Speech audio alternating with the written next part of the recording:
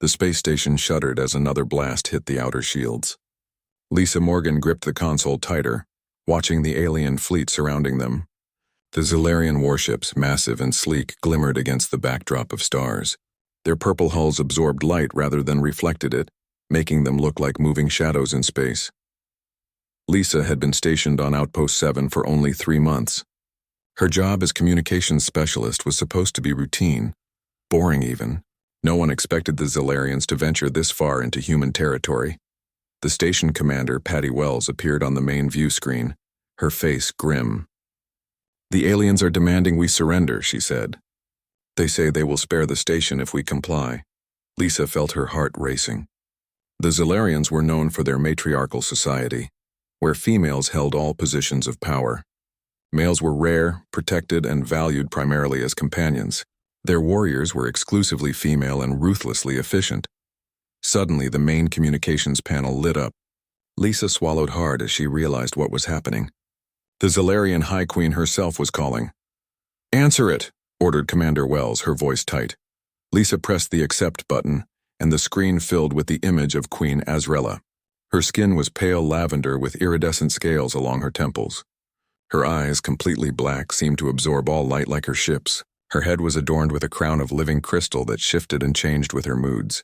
"Human station," she said, her voice melodious, yet somehow cold. "We have scanned your facility and detected something of interest to us. A single human male remains aboard your station.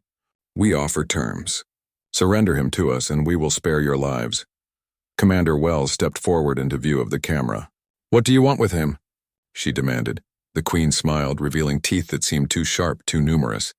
"Your species interests us. Human males particularly fascinate my people. This one will be treated well, given a position of honor."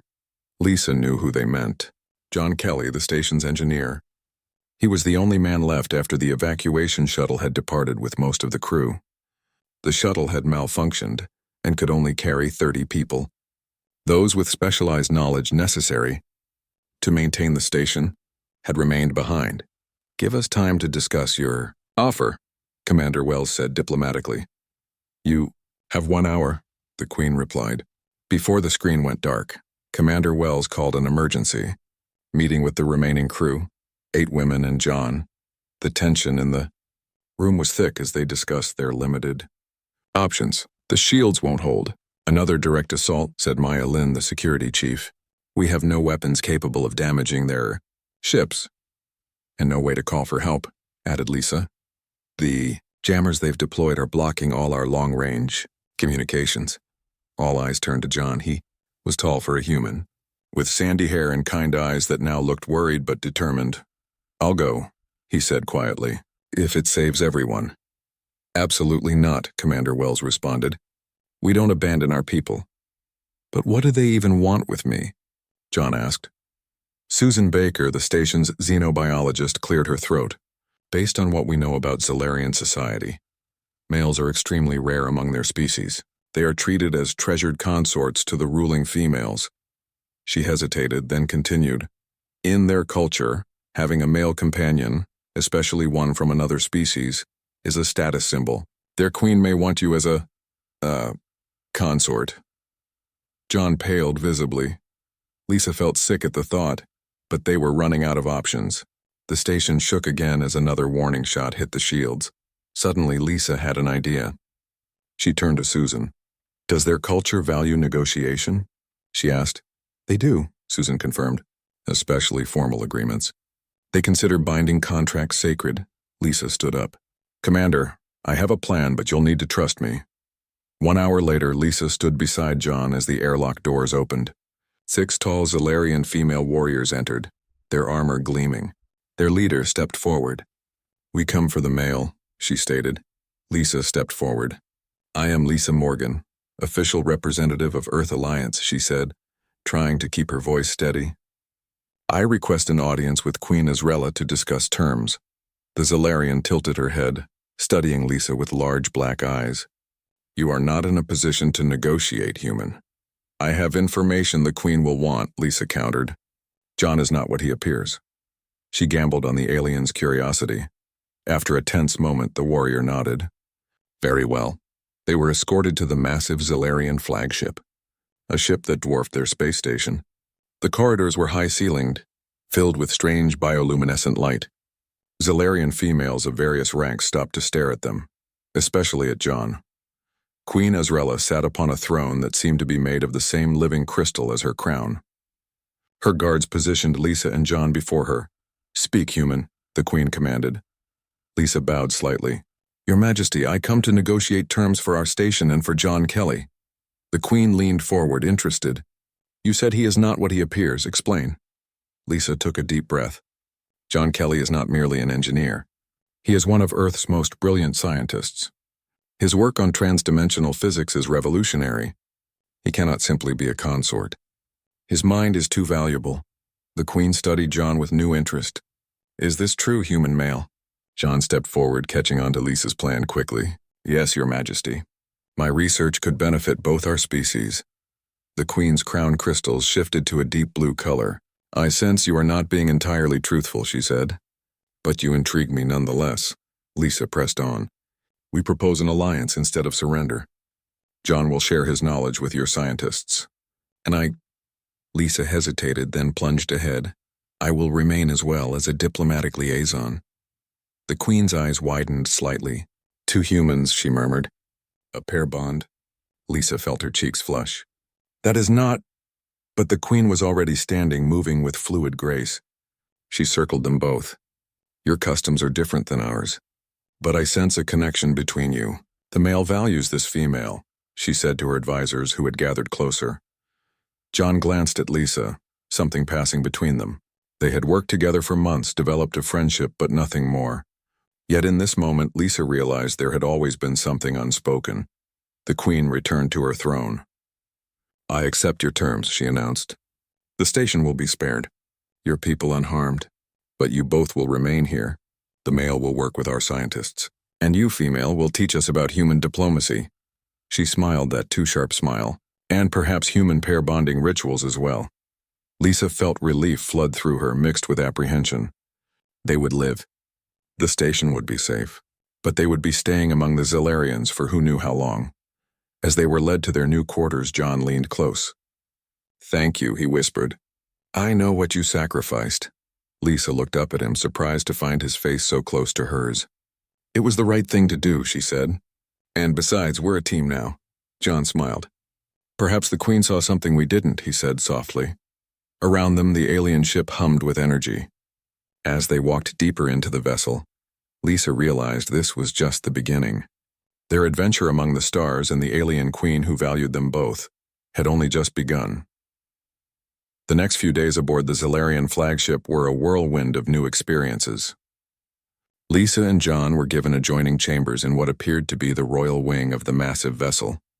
The rooms were spacious, with curved walls that glowed with soft bioluminescence, adjusting to their moods and circadian rhythms. Lyra, a Zilarian female assigned as their guide and translator, explained the basics of their new life. "The Queen has granted you special status," she told them, her English surprisingly good. "You are not prisoners, but honored guests. When can we communicate with our people?" Lisa asked, concerned about the station they had left behind. "The Queen has already sent word that your station is under her protection," Lyra replied. "No harm will come to your crew." Lisa and John exchanged glances. It was something, at least. Their days fell into a routine. John spent his mornings in the Zilarian science chambers, where he was introduced to technology far beyond what humans had achieved. The Zilarians were particularly interested in his knowledge of quantum mechanics and spatial folding, which was their term for what humans called wormhole theory. Lisa, meanwhile, was brought to the diplomatic quarters, where she met with the Queen's advisors. They were fascinated by human customs and particularly by Earth's governance systems. "Your species allows males to rule," one advisor named Zara asked, clearly scandalized by the notion. "We don't divide leadership by gender," Lisa explained. "Anyone with the right skills and support can lead, regardless of whether they're male or female." The Zilarians found this concept both strange and fascinating. They took extensive notes during these sessions, and Lisa realized she was providing valuable anthropological data about humanity. In the evenings, Lisa and John would meet in one of their chambers, comparing notes and experiences. These moments became precious to them both, a slice of humanity in an alien world. "They're so advanced," John told her one evening, his eyes bright with excitement. "Their understanding of quantum entanglement makes our best physicists look like children playing with blocks. But there are gaps in their knowledge too. They've never considered."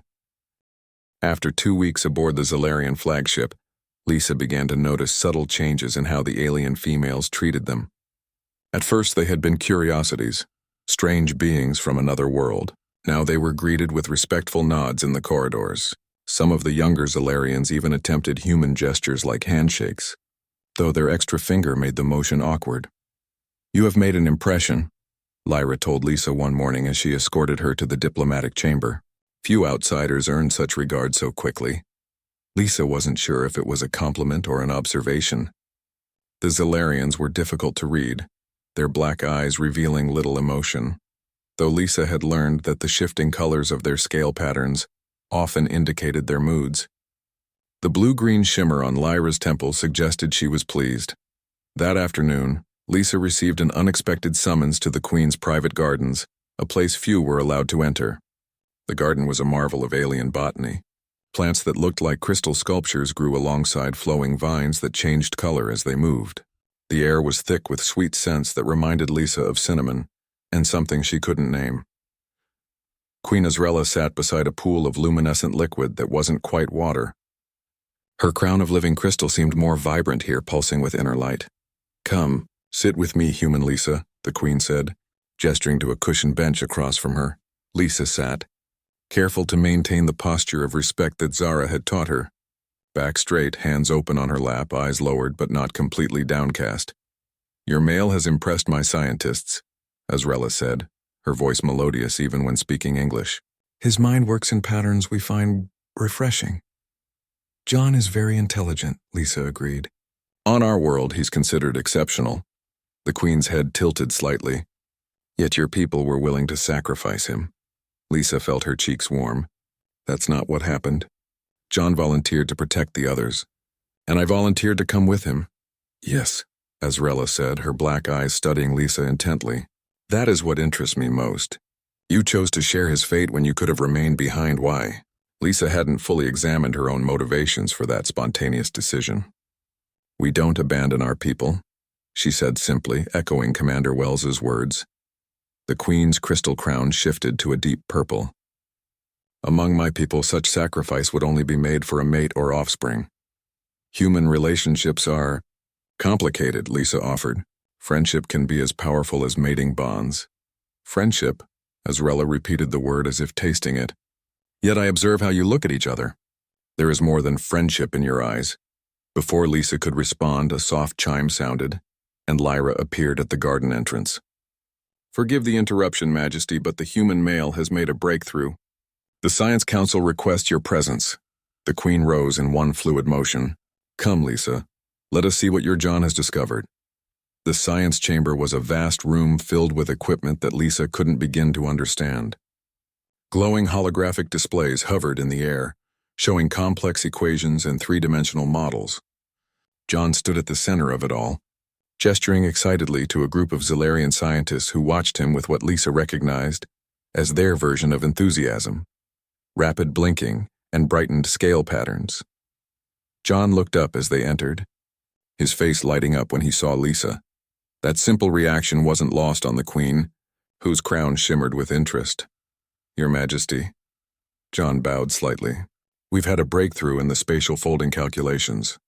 By combining Zalarian quantum theory with human relativistic mathematics, we've found a way to potentially stabilize micro-wormholes for communication purposes." One of the Zalarian scientists, Naya, the eldest and most respected of the group, stepped forward. "It means we could establish instant communication across vast distances without the quantum entanglement limitations we currently face." The Queen's crown pulsed with bright light. "This is significant," she said. "How soon can it be demonstrated?" "We need to build a prototype," John explained. "With your permission, I'd like to involve the engineers from Outpost 7. They have expertise that would be valuable." Lisa held her breath. This was the first request to bring in more humans since their arrival. The Queen was silent for a long moment, her black eyes unreadable, Very well, she finally said. You may select 3 humans from your station to assist. They will be brought here under the same terms as you both, honored guests of the royal household. Relief and excitement washed through Lisa. Contact with their own people, even just 3 of them, would be welcome. And it suggested the Queen was becoming more trusting, more open to collaboration rather than conquest. As they left the science chamber, John fell into step beside Lisa, lowering his voice. Did you hear that? We're making progress, real scientific advances, and now we'll have some of our people here. Lisa nodded, equally excited but more cautious. It's a good sign, but remember where we are. We're still essentially hostages, no matter how gilded our cage. John frowned slightly. I don't see it that way anymore. The Zilarians could teach humanity so much, and we have things to offer them too. This could be the beginning of a real alliance. Perhaps, Lisa conceded. She couldn't deny the scientific opportunities were extraordinary. But something about the Queen's intense interest in their personal relationship made her uneasy. There was a game being played here, and Lisa wasn't sure they understood all the rules. That evening, they dined in the royal hall for the first time, seated at the Queen's own table along with her highest advisors. The food was a curious mix of Zilarian delicacies adapted to human digestion, colorful, strange but surprisingly delicious. Tomorrow, the Queen announced during the meal, we will begin preparations for the Ascension ceremony. It is our most sacred celebration, marking the anniversary of my rise to the throne. She turned to Lisa and John. You will both participate as honored guests. Murmurs rippled through the gathered Zilarians. Lisa caught Lyra's eye across the table, noticing her guide's scale patterns had shifted to an alarming orange hue. We would be honored, John replied smoothly, though Lisa could tell he too had noticed the strange reaction among the Zilarians. Later, in the privacy of Lisa's chambers, Lyra explained. The Ascension ceremony is not merely a celebration, she said, her voice lower than usual. It is also when the Queen traditionally selects her consorts and forms new alliances through binding contracts. Consorts? Lisa repeated, her stomach tightening. You mean males who will share her bed and potentially father royal offspring, Lyra confirmed. But also political alliances. The ceremony is when major decisions about the Empire's future are formalized. And our participation? John asked, his face carefully neutral. Lyra's scales flickered between orange and blue. I cannot say with certainty, but your presence at such an event is unprecedented. No off-worlders have ever participated in an Ascension ceremony. After Lyra left, Lisa paced the room anxiously. This could be trouble, John. What if she expects you to become one of her consorts? John ran a hand through his hair, a habit when he was stressed. Would that be so terrible? Politically, I mean. If it secures peace between our people, Lisa stared at him. You can't be serious. She's an alien queen who kidnapped you. She didn't kidnap me, John corrected. I came voluntarily to save the station. And since then, she's treated us with respect, given us access to incredible technology, and is now allowing more of our people to join us. He sighed. I'm not saying I want to be her consort, but we need to consider the diplomatic implications of whatever happens at this ceremony. Lisa felt a strange twinge of something that might have been jealousy, though she pushed the feeling aside. We need more information before we make any decisions. I'll try to learn more about what's expected of us. The next few days were a flurry of activity. The flagship joined a larger fleet of Zilarian vessels, all heading toward their homeworld, Zilara Prime. Lisa had brief communications with Commander Wells, selecting the 3 engineers who would join them: Olivia Clark, Kate Wu, and Samantha Price, all brilliant women who understood the quantum communication theories John was working with. Meanwhile, Lisa and John were fitted for ceremonial attire. The Zilarian garments were surprisingly comfortable, made from a material that felt like silk but was stronger than steel. Lisa's was a flowing gown in deep blue that complemented her dark hair, while John was given more elaborate robes in a similar color, adorned with silver patterns that mimicked the living crystal of the Queen's crown. The matching colors identify you as a bonded pair, explained the Zilarian tailor, mistaking their relationship once again. Neither Lisa nor John corrected her this time. The misunderstanding had become useful, a buffer against other potential arrangements. If the Zilarians believed they were already paired, perhaps it would protect John from becoming a royal consort. As they approached Zilara Prime, Lisa spent more time with the Queen's advisors, learning about Zilarian politics and customs. What emerged was a picture of a complex society ruled by bloodlines and alliances. The Queen stood at the top of the hierarchy, but her power was maintained through careful balancing of noble houses, each led by a matriarch. Zilara Prime loomed in the viewscreen, a world of startling beauty. Unlike Earth with its blues and greens, this planet shimmered in purples and silvers, with vast oceans that glittered like liquid mercury. Cloud formations swirled in geometric patterns that seemed too perfect to be natural. "It's breathtaking," Lisa whispered, standing beside John as they watched their approach from the observation deck. "The patterns in the atmosphere are artificially maintained," Lyra explained, joining them. "Weather control technology. It prevents destructive storms and ensures optimal growing conditions for our crystal forests." The royal fleet descended through the upper atmosphere, heading toward what appeared to be the largest city on the planet. Spires of crystal and metal reached toward the sky, interconnected by graceful bridges that sparkled in the light of the system's blue-white sun. The flagship docked at a massive floating platform above the city center. From there they boarded smaller vessels that carried them down to the surface, landing in a vast plaza surrounded by towering structures that dwarfed anything Lisa had seen on Earth. A procession awaited them, rows of Zilarian warriors in ceremonial armor flanking a path that led to the largest building, the royal palace. As Queen Azrella emerged from her vessel, a sound like thousands of wind chimes filled the air, the traditional greeting for Zilarian royalty. Lisa and John, along with the newly arrived engineers from Outpost 7, were directed to follow directly behind the Queen, a position of high honor that earned them curious stares from the gathered Zilarians. The palace interior was even more impressive than the flagship. Massive chambers with ceilings so high they disappeared into shadow, walls inlaid with living crystal that pulsed with light, floors that seemed to be made of solid moonlight. Everything was designed to emphasize the grandeur and power of the monarchy. They were shown to a suite of rooms in the palace's eastern wing, larger and more luxurious than their chambers on the ship. The three engineers, Olivia, Kate, and Samantha, were wide-eyed with wonder and apprehension. "They actually expect John to become the Queen's consort?" Samantha asked in disbelief after Lyra had left them alone. "We don't know that for certain," Lisa replied, though the evidence was pointing that way. "For now, we're diplomatic representatives of Earth. We'll participate in their ceremony, learn what we can, and continue negotiating our position." "The technology here is incredible," Kate observed, peering out at the city through a crystal window that magnified the view. "If we can establish formal relations, the benefits to humanity would be enormous." Olivia, the most pragmatic of the group, frowned. "If they wanted formal relations, they could have approached Earth's governments instead of surrounding our station and demanding a human male." John, who had been quiet since their arrival, finally spoke. "I think there's more to this than we understand. The Queen is interested in humans for reasons beyond just adding an exotic consort to her collection. She's particularly focused on our differences, biological, cultural, technological. It's like she's studying us." "For what purpose?" Lisa asked. John shook his head.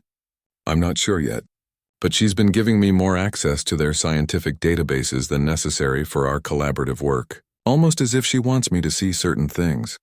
Their speculation was interrupted by the arrival of several Zilarian attendants, who announced it was time for the pre-ceremony rituals. The group was separated, Lisa taken to one chamber with the female engineers, John to another. In a room filled with steaming pools of fragrant liquid, Zilarian females helped Lisa and the others disrobe and enter the water. The experience was strange but pleasant, the liquid seeming to energize their skin while washing away grime they hadn't realized they'd accumulated. "This is the purification," explained an attendant named Thala. "All who participate in the ascension must be cleansed physically and spiritually after the bath." They were dressed in their ceremonial garments and adorned with delicate jewelry made of tiny crystal shards that caught the light. Lisa's dark hair was arranged in an intricate style with crystal pins that matched her gown. "You look like a Zilarian noble," Samantha whispered, admiring Lisa's transformation. When they were reunited with John, Lisa felt her breath catch.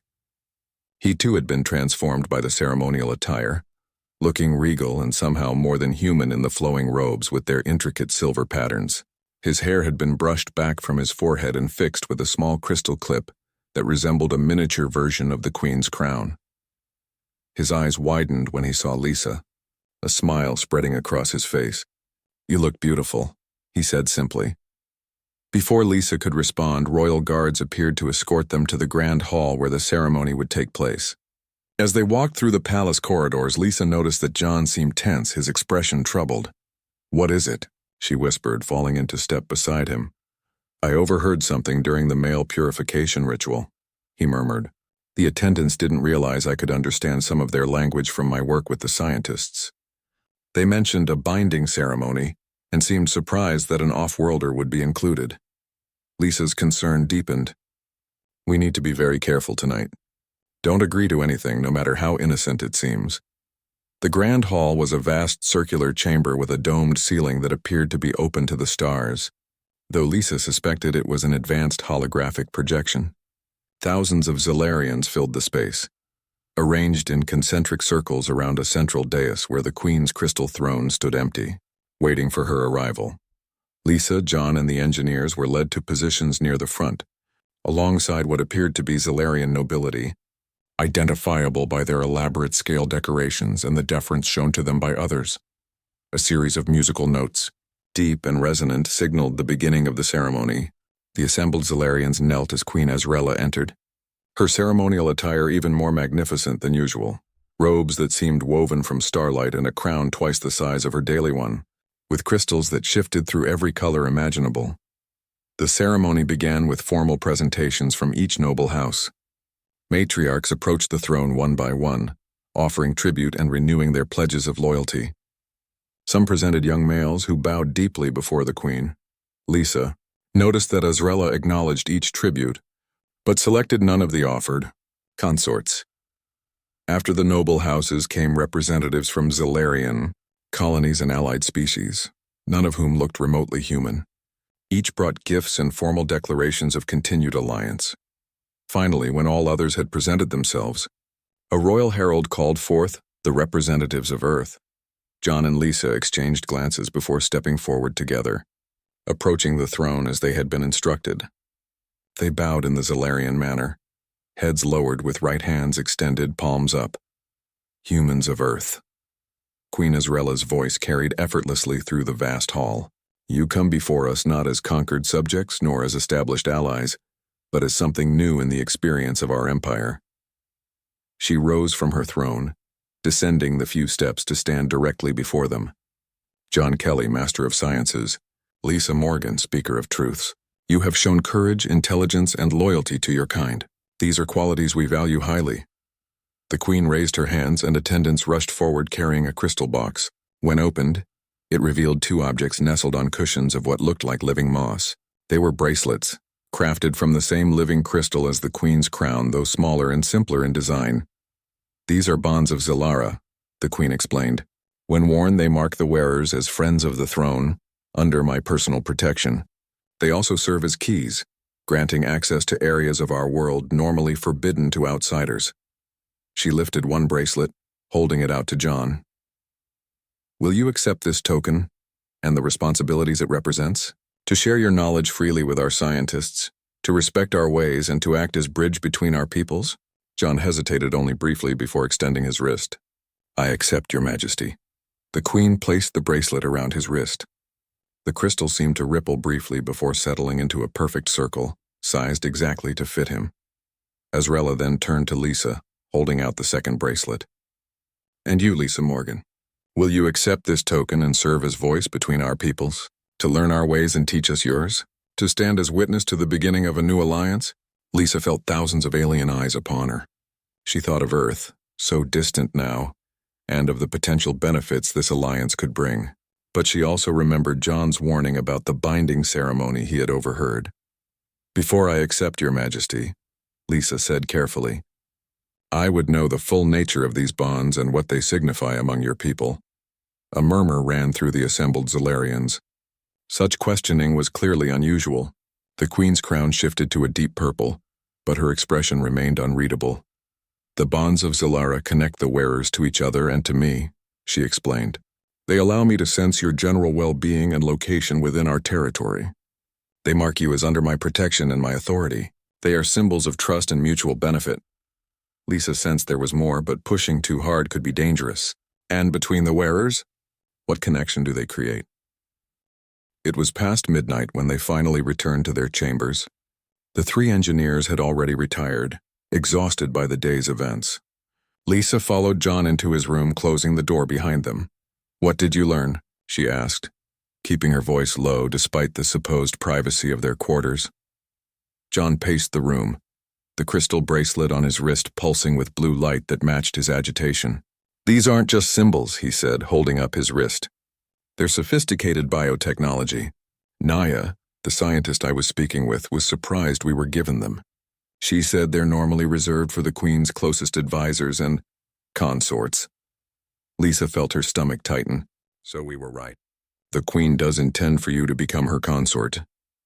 "It's more complicated than that," John replied, running a hand through his hair. "The bonds create a psychic connection of sorts. Between wearers, yes, but primarily to the Queen. She can sense our emotional states, our general thoughts. Not specific details, but enough to know if we're being truthful or loyal." "That's invasive," Lisa said, instinctively covering her bracelet with her other hand, though she knew it wouldn't block whatever connection had been established. "There's more," John continued. "The bonds are also monitoring us biologically. Naya believes the Queen is studying human physiology, psychology, everything about us. We're not just diplomatic representatives. We're research subjects." Lisa sank onto a cushioned bench by the window, trying to process this information. Outside, the alien city glowed with soft light, beautiful and utterly foreign. "Can we remove them?" John shook his head. Not without specialized tools, and attempting to do so would be seen as a grave insult, possibly even an act of aggression. He sat beside her. "But Naya also told me something interesting. The Queen has been fascinated by humans for decades. She's had observers studying our outposts and colonies from a distance." "Why?" Lisa asked. "What makes us so special?" "The Zolarians are clearly more advanced technologically." "Not in all ways," John said thoughtfully. "Our social structures, our gender balance, our creativity, these are all areas where we differ significantly from Zolarians. And there's something else." He lowered his voice further. "Naya hinted that the Zolarians are facing some kind of biological crisis. Their birth rates have been declining for generations, especially male births."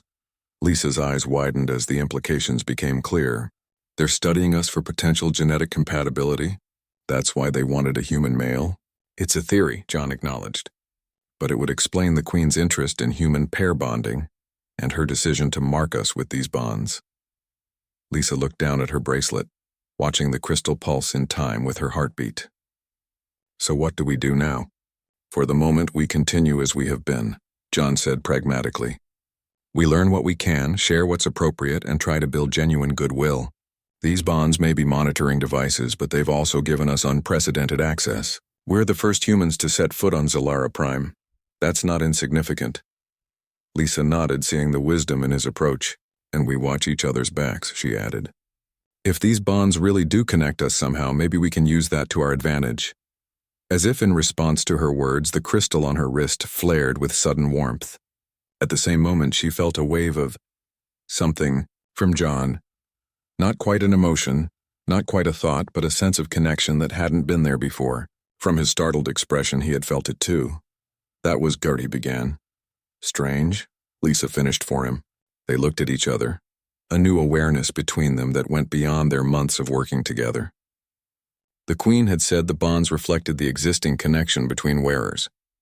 Perhaps there had been more truth in her words than Lisa had realized. The next morning brought new developments. Lisa awoke to find Lyra waiting in the common area of their suite, looking unusually solemn. "The Queen requests your presence in the Crystal Gardens," she announced. "Yours alone," she added, looking specifically at Lisa. John frowned. "Is something wrong?" "It is not my place to question the Queen's summons," Lyra replied diplomatically. "But it is an honor to be invited to the Crystal Gardens. Few non-royals ever see them." Lisa and John exchanged glances. Through their new connection, she could sense his concern, though his face remained neutral. "I'll be fine," she assured him. "Keep working with the engineers on the communication prototype. The crystal gardens were located deep within the palace complex. As Lyra led her through a series of security checkpoints, Lisa noticed that the guards paid particular attention to her bracelet, which seemed to serve as both identification and access key. When they finally entered the gardens, Lisa understood why they were so restricted. Unlike the ornamental gardens she had seen elsewhere in the palace, these were clearly scientific in nature. Row upon row of crystal formations grew in carefully controlled environments, tended by Zalarians wearing protective gear. Queen Ezrella stood at the center of it all, examining a particularly large crystal cluster that pulsed with rainbow light. She turned as Lisa approached, her crown shimmering in recognition. "Lisa Morgan," the Queen greeted her. "I trust you slept well after the ceremony?" "Yes, Your Majesty," Lisa replied, performing the appropriate bow. "The accommodations are most comfortable. And the bond? Has it settled comfortably as well?" The Queen gestured to Lisa's bracelet. Lisa hesitated, unsure how honest she should be. The bracelet itself seemed to warm slightly, perhaps responding to her uncertainty. "It's an adjustment. We have nothing like it on Earth. Few species do," the Queen acknowledged. "The living crystal is unique to Solara. It forms a symbiotic relationship with the wearer, responding to biochemical and neurological patterns." She turned to the crystal cluster she had been examining. "This is the parent formation from which your bond was harvested." Lisa looked at the massive crystal structure with new interest. "It's alive?" "In a manner of speaking. Not conscious as you or I are conscious, but aware in its own way, sensitive to patterns, responsive to stimuli." The Queen reached out, touching the crystal lightly. It flared brightly in response. "For millennia, my people have cultivated this symbiosis. It forms the backbone of our technology, our society, even our biology." The Queen began walking slowly through the garden, clearly expecting Lisa to follow. "I brought you here for a purpose, Lisa Morgan. You are observant, more so than your male companion. You have questions about our intentions." Lisa walked beside the Queen, acutely aware of the powerful alien ruler's attention. "I'm curious why you've chosen to bring humans into your inner circle so quickly. We're newcomers to interstellar travel, technologically behind many species you must have encountered." "Age and technology are not the only measures of worth," the Queen replied. "Your species has qualities we find valuable: adaptability, creativity, genetic diversity." She paused before a crystal formation that seemed less healthy than the others, its light dimmer, its structure less symmetrical. "My people are facing challenges that our technology alone cannot solve." "John mentioned something about declining birth rates," Lisa said carefully, watching for the Queen's reaction. Ezrella's crown darkened briefly before brightening again. "Your male is indeed observant as well. Yes, for the past 1,000 years our population has been declining. Male births in particular have become increasingly rare. Those born often suffer from genetic defects." She gestured to the weakened crystal. "Even our symbiotic partners are showing signs of strain. The Empire remains strong, but its foundation is weakening." Lisa began to understand. "And you think humans might help somehow?" "Genetically? Perhaps." The Queen turned her black eyes to Lisa. "Our scientists believe your species may be compatible with ours in ways that could strengthen our genetic line. The living crystal responds positively to your biochemistry, which is rare among off-worlders. This suggests deeper compatibilities." The implications were both fascinating and disturbing. "So the bonds are monitoring our biology? Collecting data?" "Among other functions," the Queen acknowledged without apology. "They also protect you, connect you to each other and to me, and grant you access to our world." Lisa thought carefully before responding. "On Earth, such monitoring without full consent would be considered invasive." "Different worlds, different customs," the Queen replied simply. "But I appreciate your directness, Lisa Morgan. It is one of the human traits I find most valuable." She stepped closer, her tall form looming over Lisa. "I have been forthright with you about our interest in your species. Now I ask for equal honesty. What does John Kelly seek from this arrangement?" The question caught Lisa off guard. "John is a scientist. He wants to learn, to understand your technology and culture, and to establish peaceful relations between our peoples. Nothing more?"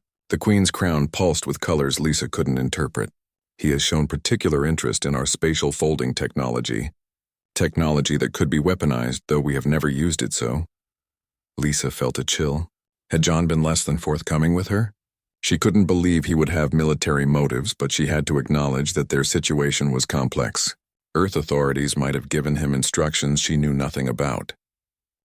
Lisa and John followed Lyra through the palace corridors at a near run. The Zalarian's scale patterns were flickering between orange and red. Colors Lisa had learned indicated alarm and distress. What happened? John demanded as they hurried along. Engineer Kate Wu accessed a restricted database, Lyra explained tensely. She was caught attempting to download information about our defense systems. Lisa felt her blood run cold.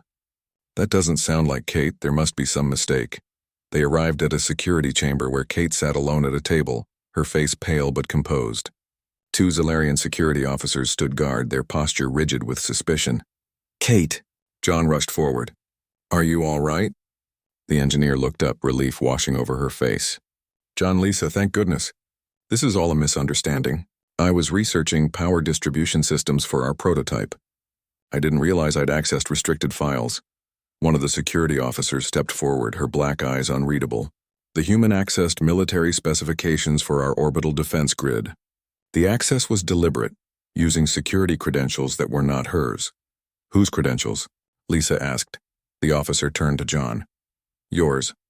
John's confusion was evident, both in his expression and through the pulse of the bond that Lisa could feel. That's impossible. I've been working with Olivia and Samantha all morning. The security officer produced a crystal data storage device. It projected a holographic replay of Kate using a terminal, entering a complex sequence that Lisa recognized as John's access code. I didn't steal his credentials, Kate insisted. John gave them to me yesterday to access the scientific database. He said it would save time. John shook his head. I did no such thing. As they argued, Lisa noticed something odd about the holographic replay. The movements didn't quite match Kate's natural gestures. Having worked with her at Outpost 7, Lisa knew Kate had a habit of tucking her hair behind her ear when concentrating, a gesture absent from the recording. May I? Lisa asked, reaching for the crystal device. After a moment's hesitation, the officer handed it to her. Lisa examined the recording carefully, slowing it down and focusing on Kate's face. This isn't right, she said finally. Look at the reflection in the terminal screen. She pointed to a barely perceptible reflection that showed a face similar to Kate's but subtly different.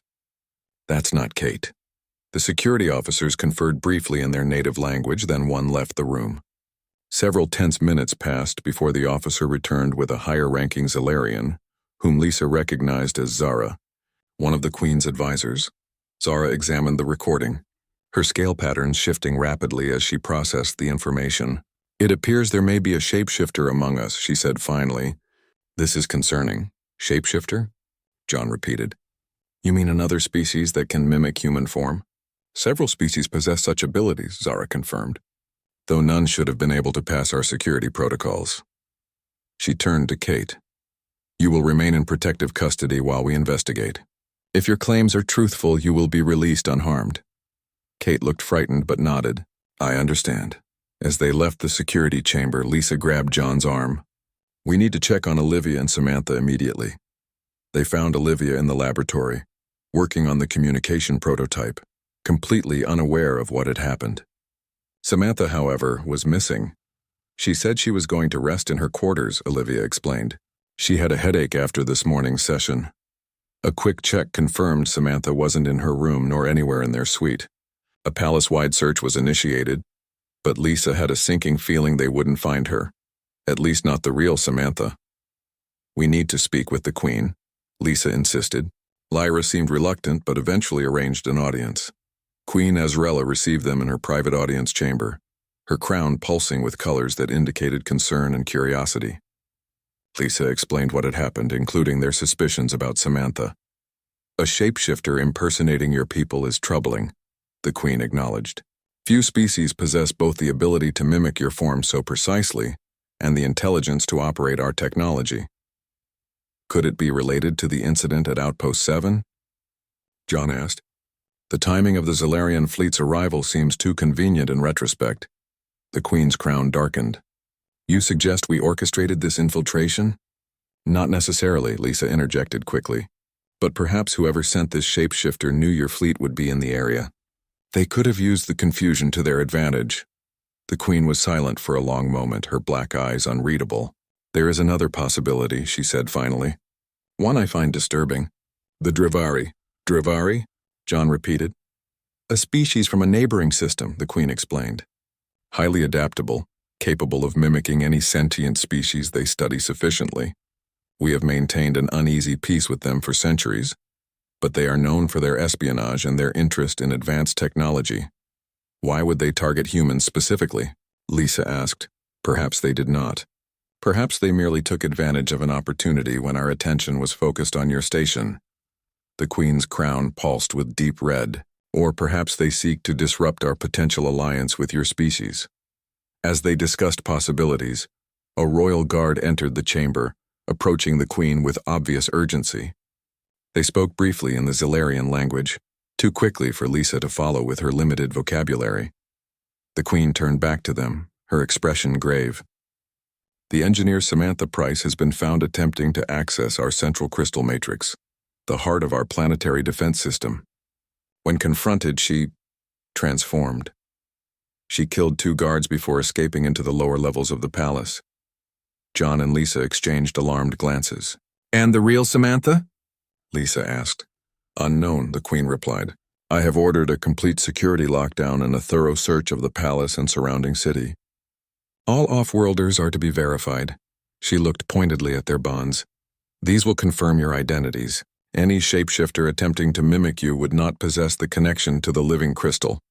The implications hit Lisa suddenly. The other engineers don't have bonds. They will be placed in protective custody until their identities can be confirmed, the Queen stated. You 2 will remain with me. If the Drivari have indeed infiltrated my palace, none of us are safe. The next few hours were tense. Palace security implemented verification protocols for all personnel, using various technological and biological tests to confirm identities. Kate was released from custody once her identity was confirmed, but the real Samantha remained missing. As evening fell, Lisa, John, and Kate were sequestered in a secure chamber near the Queen's own quarters, protected by elite guards.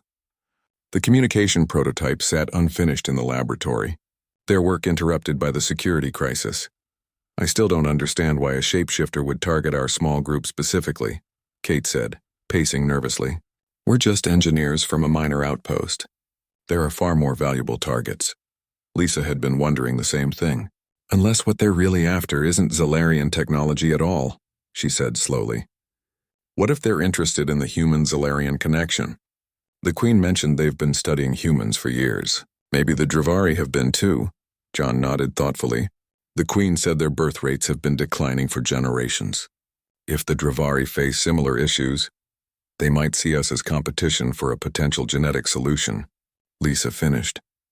Their speculation was interrupted by an alarm that pulsed through the palace, not the harsh sound of Earth alarms, but a resonant tone that seemed to vibrate through the living crystal of the walls themselves. Their guard stiffened to attention, scales flaring with alarm. What is it? John asked. Perimeter breach, the guard replied tersely. The Drivari shapeshifter has been cornered in the crystal gardens. Lisa felt her bracelet warm suddenly, pulsing with urgency. A strange compulsion came over her, a need to go to the gardens. From John's expression, he felt it too. The Queen is calling us, he said, holding up his wrist where the bond glowed brightly. The guard hesitated, clearly torn between orders to protect them and the summons they were receiving through the bonds. Finally, she nodded. I will escort you. The crystal gardens were in chaos when they arrived. Royal guards formed a perimeter around one section of the garden where the massive parent crystal formation stood. Queen Azrella was there, surrounded by her elite protectors, her crown pulsing with colors Lisa had never seen before. Deep purple shot through with streaks of white and gold. And facing her, partly concealed behind the crystal formation, was a creature in transition. It looked partly like Samantha and partly like something else entirely, taller, with iridescent skin that shifted colors like oil on water, limbs that seemed too long and flexible for a human frame. Drivari infiltrator, the Queen addressed the creature. You have violated our territory, murdered my people, and attempted to steal our secrets. Explain yourself before judgment is passed. The creature made a sound that might have been laughter. Your secrets? Your precious crystals? Its voice was strange, resonant with harmonics no human vocal cords could produce. They're failing, Ezrella. Your entire species is failing, just as ours did centuries ago. What does it mean? Lisa whispered to John.